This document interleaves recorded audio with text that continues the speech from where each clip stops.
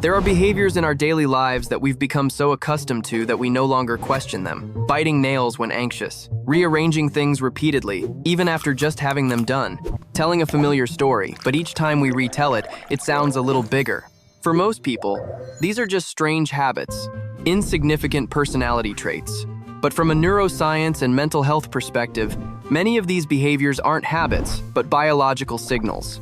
It's the brain speaking out when it's under excessive pressure, when the nervous system is no longer able to regulate itself, or when a part of the mind is seeking to survive in silence. The brain doesn't speak with words, it speaks with behavior. And if you know how to listen, you'll realize that many odd behaviors are actually very subtle cries for help. In this video, as a mental health professional, I want to guide you through 10 seemingly strange behaviors that could be signs of underlying mental disorders.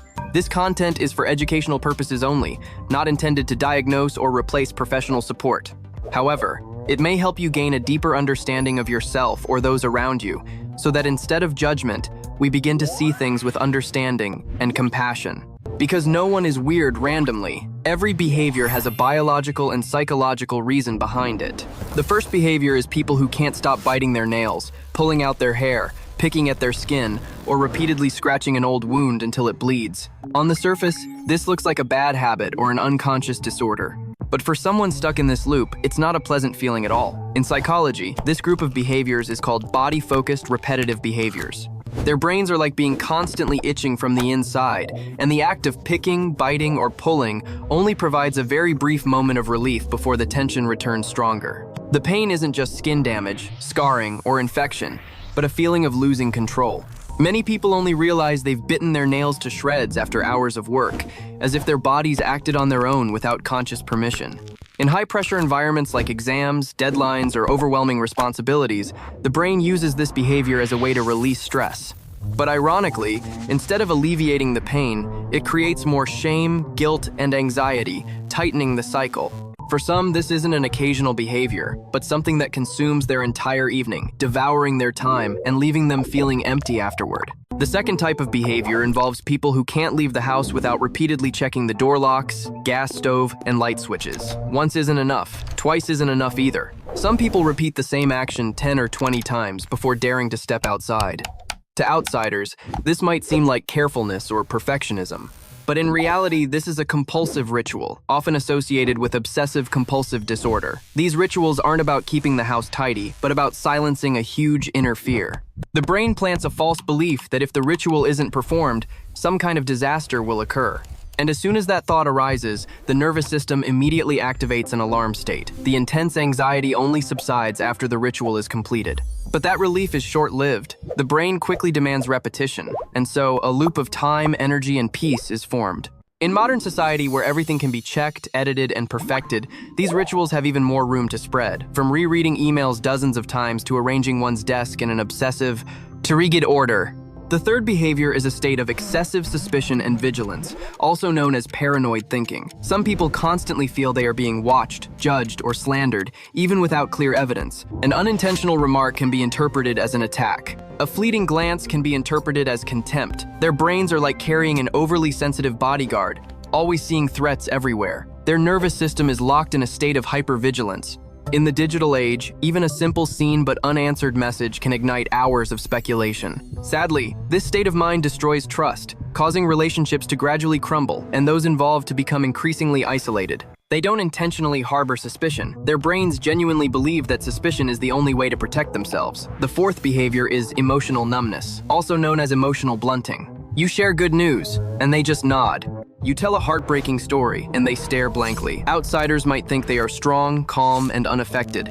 But inside, they are not hardened, but rather people who no longer fully experience emotions. Their brains seem to have turned down the volume of joy, sadness, and fear. This is often related to depression or trauma, where the nervous system learns to shut down emotions to avoid pain. But the price they pay is that they also lose the ability to feel happiness. Life becomes flat, gray, and colorless. And this not only affects them, but also makes those around them feel abandoned and neglected. The fifth behavior is deeper emotional emptiness, where a person is almost unable to identify or express their own emotions. They don't react strongly to praise or criticism. They have difficulty identifying whether they are sad or happy. In psychology, this state is related to alethithymia, a difficulty in recognizing and expressing emotions. This doesn't mean they are emotionless or lack empathy, but rather that their brains don't process emotional signals in the usual way. These individuals often struggle in relationships, as emotions are the fundamental language of connection. Ironically, many of them don't realize they are missing anything, because to them, this state is normal. The sixth behavior is excessive hoarding. It's not selective collecting, but an inability to throw anything away. An old newspaper, a broken item, an empty box, all hold special meaning. Throwing things away causes intense anxiety, as if losing a part of oneself. In many cases, this behavior is related to loss or trauma, as people cling to material possessions to compensate for a feeling of loss of control. Initially, possessions provide a sense of security, but gradually, the home becomes a fortress and then a prison, reducing the quality of life and causing stress in all relationships.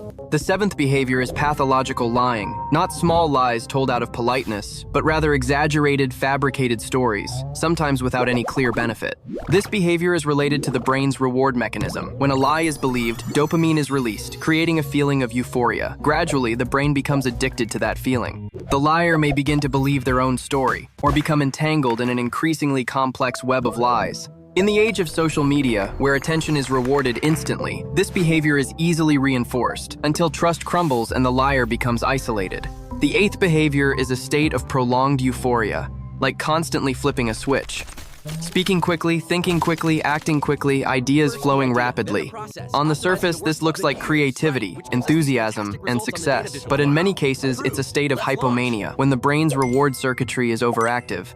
People in this state may spend recklessly, make big decisions in a flash, start many projects but fail to complete them. During this time, they feel invincible. But when the energy collapses, depression and regret can strike intensely. The ninth behavior is extreme social avoidance, not because of dislike of people, but because of fear of judgment and rejection.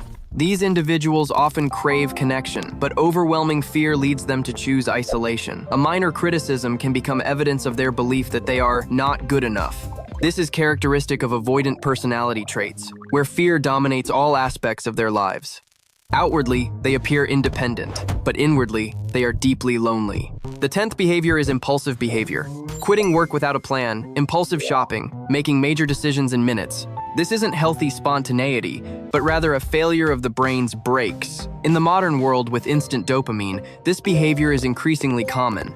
The urge is very strong, and action occurs before reason can intervene. The consequences are often regret, financial loss, and broken relationships. These behaviors, when viewed individually, may seem harmless. But when these signals are repetitive, prolonged, and distressing, they are signals that the brain needs attention. It's important to remember, no one is broken. The brain is simply adapting to the pressure in the way it knows how.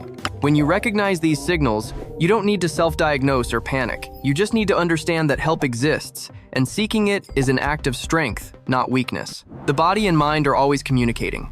The question is, are you listening?